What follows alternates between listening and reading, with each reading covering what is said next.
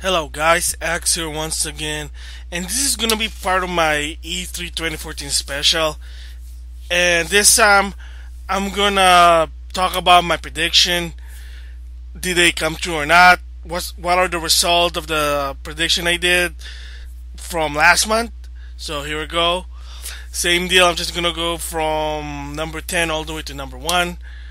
So starting with number 10, new IPs from the three major company, Sony, Microsoft, and Nintendo. New IP.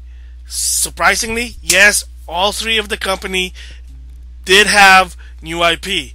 Microsoft had Scalebound. That's a new IP from Platinum. What else I can think of? I think they have more. Can't really remember. That was on Monday. So, but yes, the fact is they at least have one or more. Microsoft had Scalebound. That's all I can remember in my top of my head.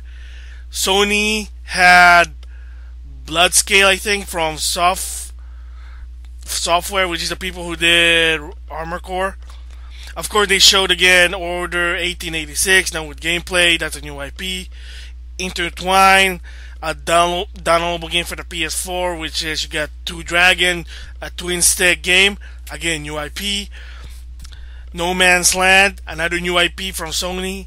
And it doesn't matter whether it's a big game or a downloadable game, but the point is new IP. So Sony did show a lot of new IP that I can remember. I mean, there are more, I just can't remember, so I do apologize for that.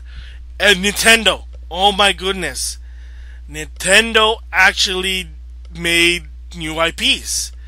I mean, yes, Hyrule Warriors, a new IP from an existing IP. Yarn Yoshi, or now it's called Yoshi Woolly Valley. Again, a new IP, a new direction from an existing franchise. But now, Splatoon, totally new IP, which basically you're a squid. I guess just call it squid person for now. That you can turn into a squid by jumping into the ink and coming on. It's a basically third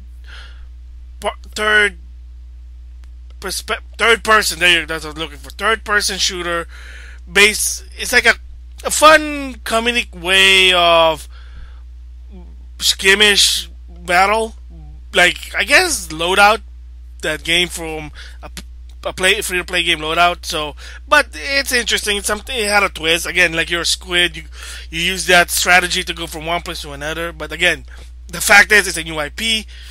Code Stream for the 3DS, another new IP.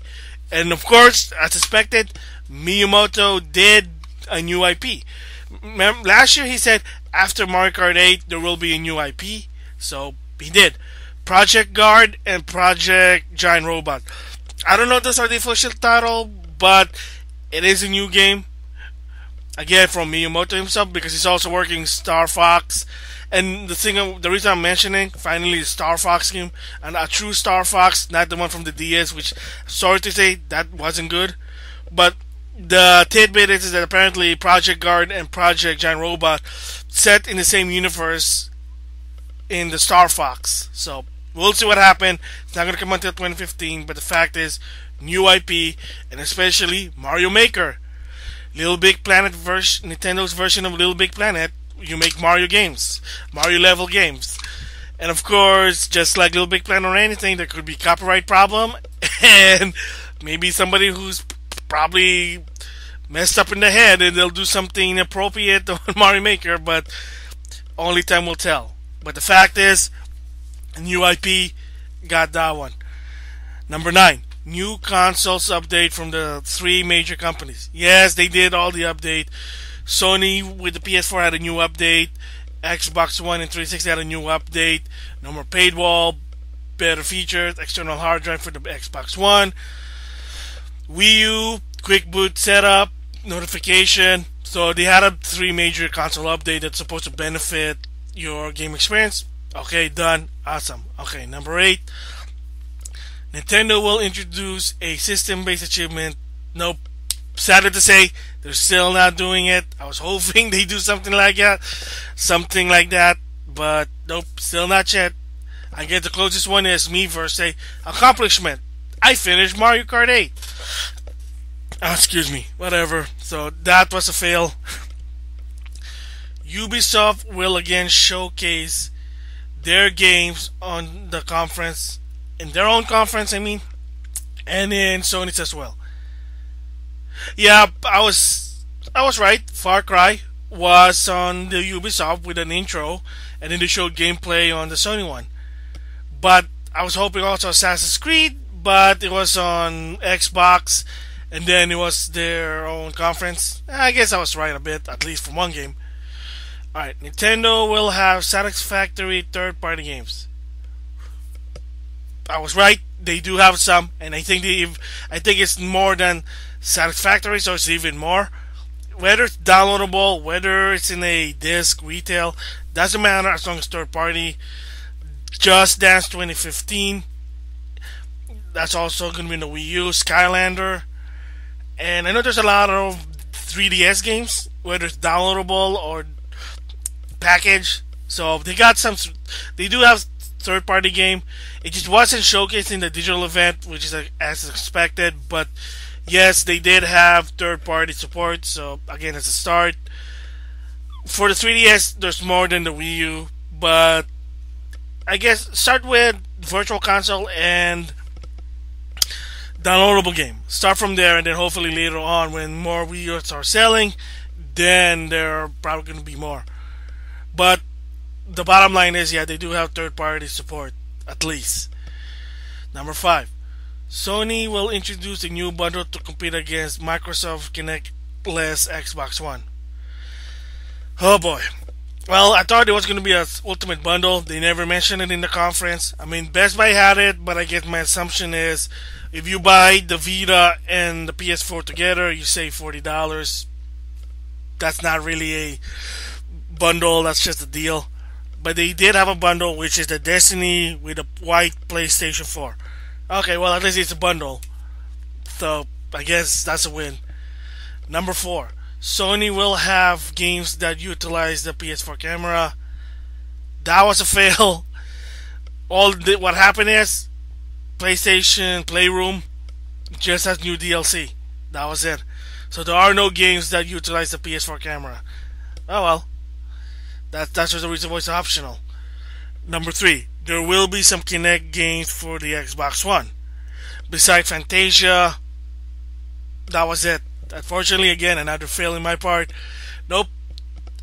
Just Fantasia. That's it. Fantasia Evolve.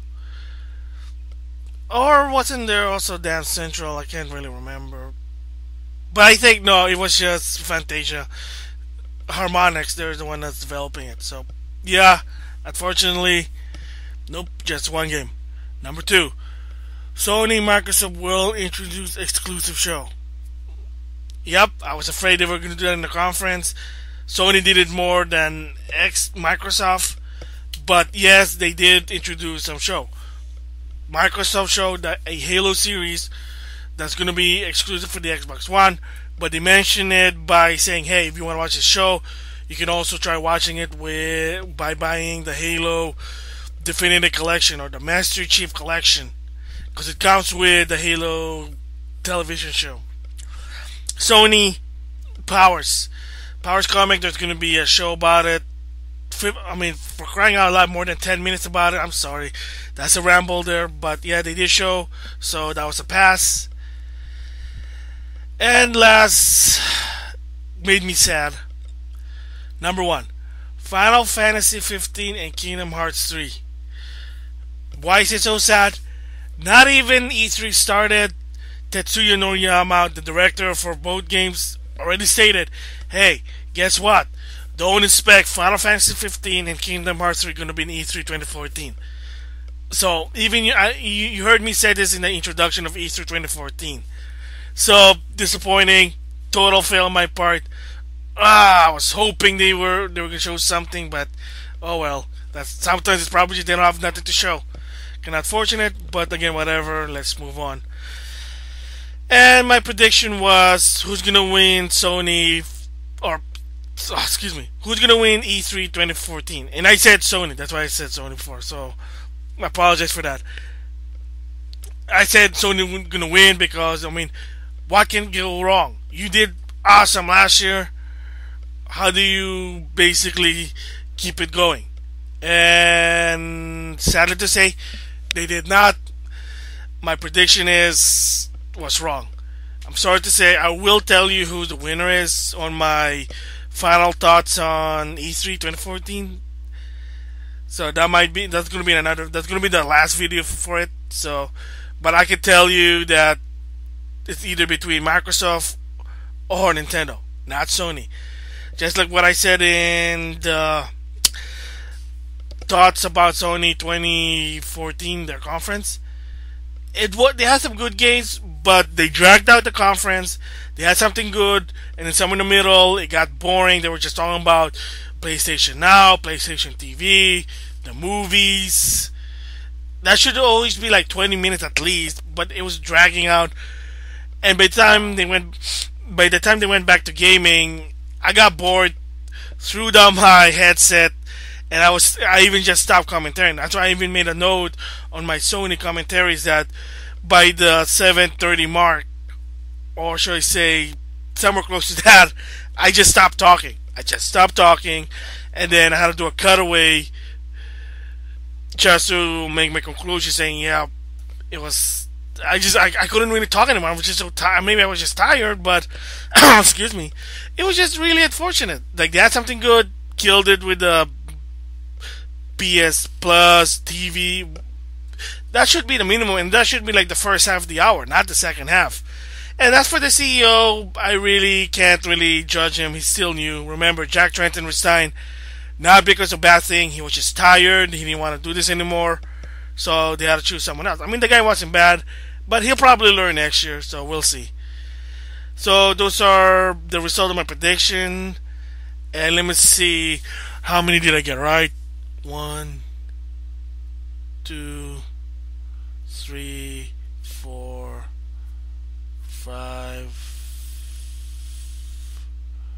6. Okay, 6 out of 10. Not bad, but oh well.